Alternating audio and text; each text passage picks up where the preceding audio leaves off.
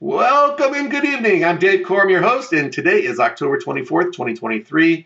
This is The Truth is Simple, and tonight we're going to talk about the most powerful weapon known to mankind. Can you guess what it is? We'll find out here in a second.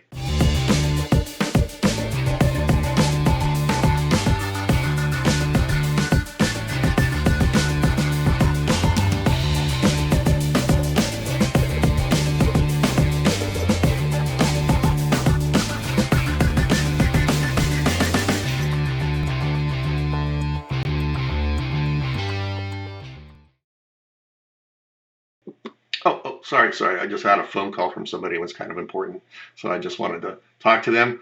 But did you figure out what the most dangerous weapon is to mankind, known to mankind is? Did you figure it out? It's your cell phone. Why is it your cell phone? I'll tell you.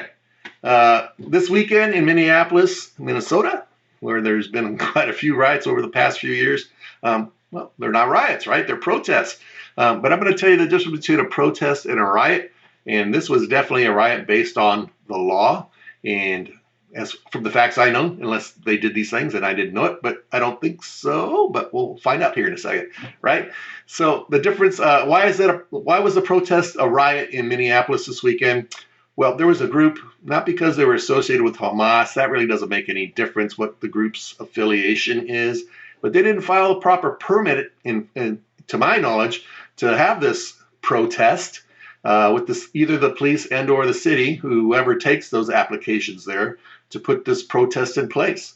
So what happened was they called this protest a bunch of college students, I believe. Most of them were college students, maybe some that weren't, showed up this location somewhere around, I don't know how many there were, but looking at the video, it looked like there's close to 1,000. Could have been a few less, could have been a bunch more. I don't know, but somewhere around 1,000 people showed up in the center of the city, downtown area, I believe it was. I could be wrong about that as well. A gentleman was just driving somewhere, an elderly gentleman was driving somewhere and got caught up in the middle of it. There were no stop points along the way. Police didn't put any checkpoints up or block off any roads because they weren't given notice to this group protest, which then therefore becomes a riot because there was no notice given. This guy in his vehicle basically got assaulted. His car got pounded on. I don't know if any of the windows got broken, if the paint got scratched or dents were put in, although I heard from the article I read that there were kicking of the door and other parts of his vehicle and so forth. From what I read, he attempted to get out of his vehicle and exit out of the group that way, and he started to be attacked by them, so he got back in his vehicle and attempted to slowly drive out again. But again, he didn't hit anybody, that the report said. Nobody was hurt by his vehicle. He's just an old guy driving somewhere, got stuck in the middle of this.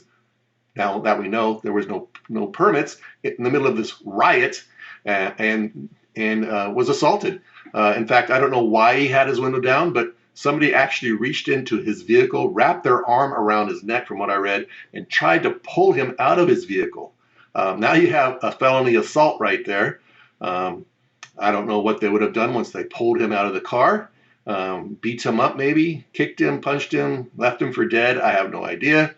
But at that point, that definitely becomes a riot, and the police should have moved in. They did not because, one, they didn't know what was going to happen, which they should have known because they should have been monitoring these groups that are in that area for these types of events that were going to happen.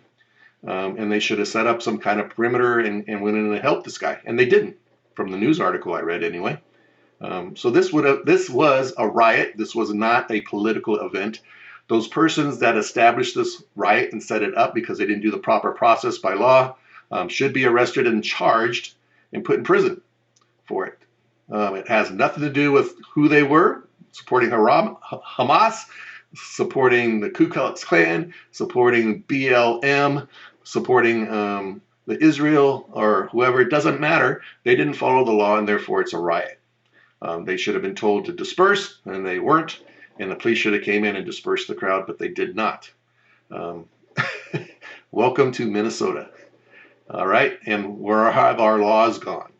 So that's one issue with your cell phone right here, right? Things like that can be called instantaneous. People could show up in the middle of nowhere all of a sudden, and what was a calm, beautiful community now has erupted into riots and everything else. Same thing, terrorist action here in the United States. Send out a text, bam, all the people in the whole country that are terrorists, Hamas, Hezbollah, Al Qaeda, whoever out there wants to hit us and attack us, send them out a text, hey, let's go complete our mission. Here we go. Boom. And they all come out at one time. Okay, set out a message. Ready, set, go. And they all attack at one time. There you go. Weapon of war. In fact, Elon Musk has helped the Ukrainians in their war against Russia. What do I mean by that? His Starlink system has been their communication system. Without that, probably the Ukraine would have lost in the first 3-4 days of that war. What I mean by that, if you don't lose communication with your command and you're a unit up front, maybe you're getting your butt kicked, maybe you're not. Doesn't really matter a whole lot, but you know you're getting a lot of pressure and you're probably going to die. You're going to surrender. And because I can call and say, hey, can you send some extra troops? Yes, I can. Can you send some shells into this area where we're being attacked from? Yes, I can. Because of that communication effort, the Ukraine basically has survived to this point today. Because Starlink, I think, is, from what I know, is still being utilized by the Ukrainians in their war effort. So there you go. Again, the cell phone, the most important tool right there in the world. Not just the phone in and of itself. There's a lot of different ways of sending messages and texts and information, whether you're using a computer or some other device or whatever, cell phones, global phones, whatever it might be, satellite phones, whatever it might be. I'm just saying the cell phone in and of itself, bam. The best tool we've ever had in the world and the worst tool all combined in one.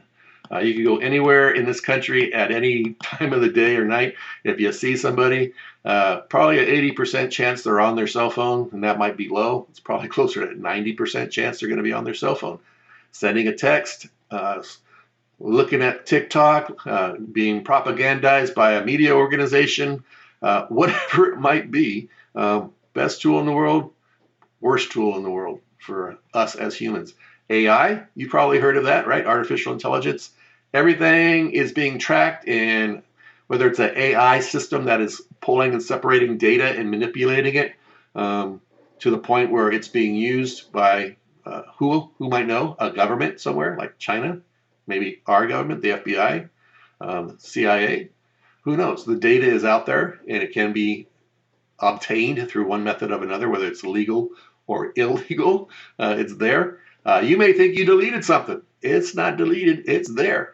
There's a company here in Las Vegas called Switch. It's been growing exponentially since I've been here for 6 years. I think they had 1 or 2 buildings right off the 215, north of the 15.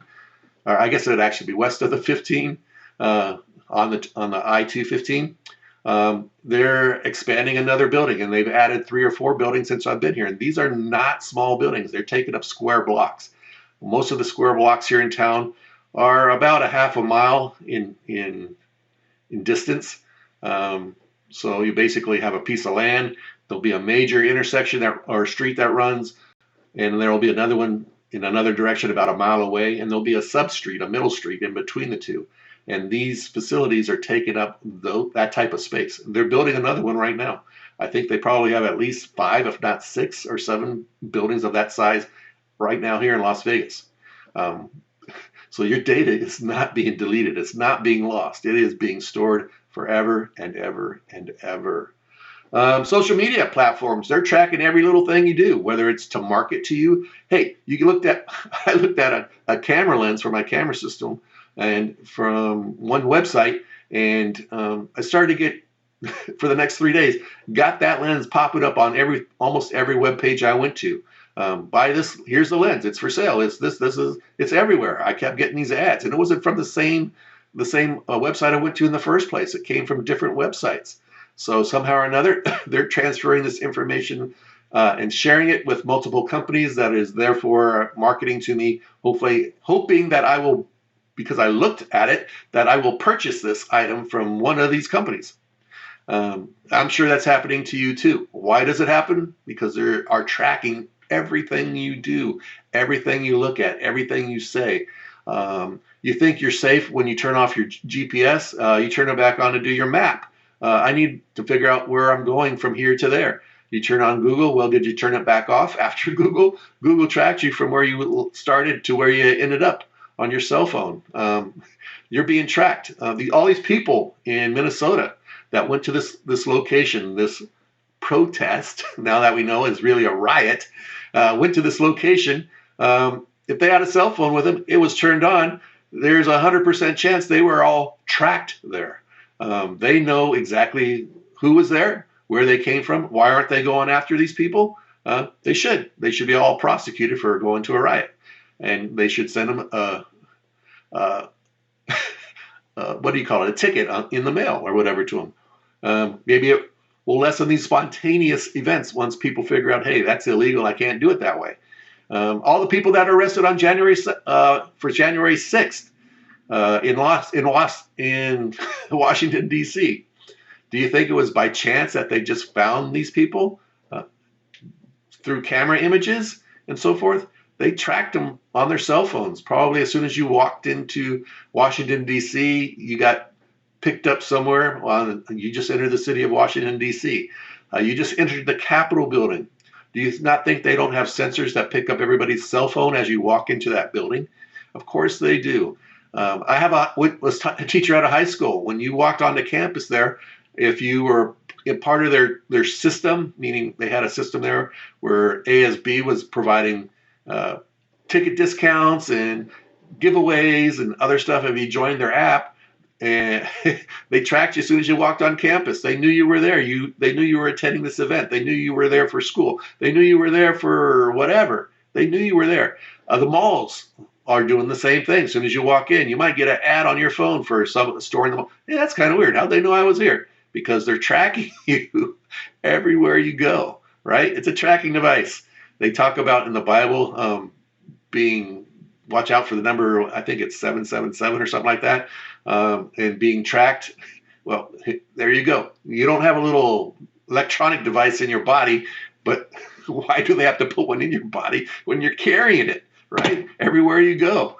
So there you go, right? You got your little tag. You're just like your dog that has the little electronic tracker in their body, which is cool. If you lose your dog, I mean, that's nice. You'll be able to find them. But your cell phone is the same thing as a tracker. There you go. So they talk about all these different social groups, and they're all tracking you. Let's start with a list of them. There's Facebook, there's Twitter, there's TikTok, Instagram, Pinterest, Reddit, LinkedIn, Tumblr, YouTube, Snapchat, WhatsApp, WeChat, Flickr, Weebio, Friendstar, Meetup, Qzone, Nextdoor, Twitch, Discord, and so many more.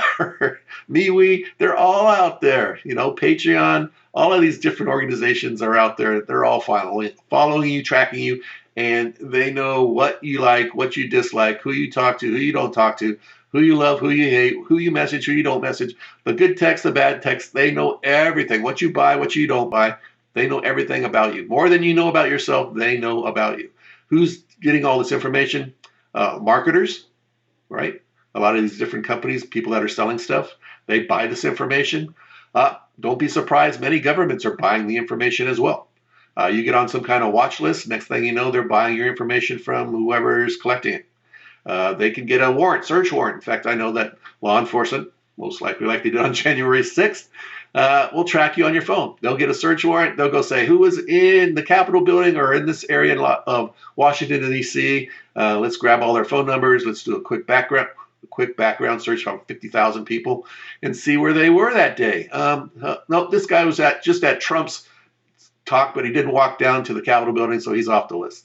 That guy actually was at Trump's rally, and then he walked down to the Capitol building, and then he went into the Capitol building. So, yeah, this is a guy we're going to prosecute. Okay, so the information's there, and that's how they're getting it. That's what they know. Like I said, worse than the nuclear weapon, because they can find you personally, come get you based upon what you're doing here. There you go. Now that you have and you're armed with all of this information, what are you going to do to change it? I can't tell you. Use your cell phone less.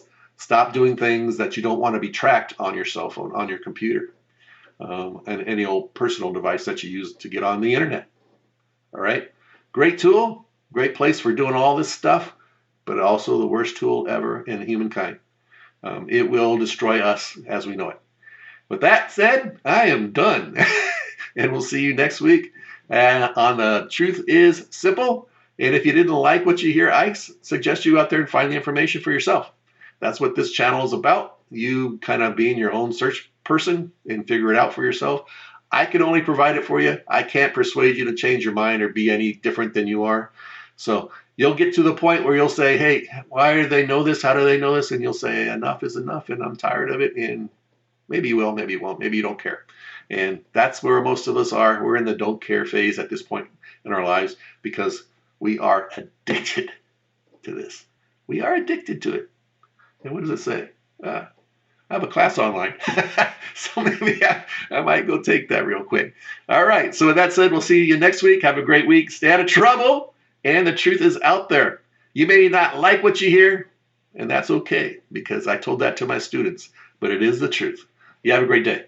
Bye-bye. Take care.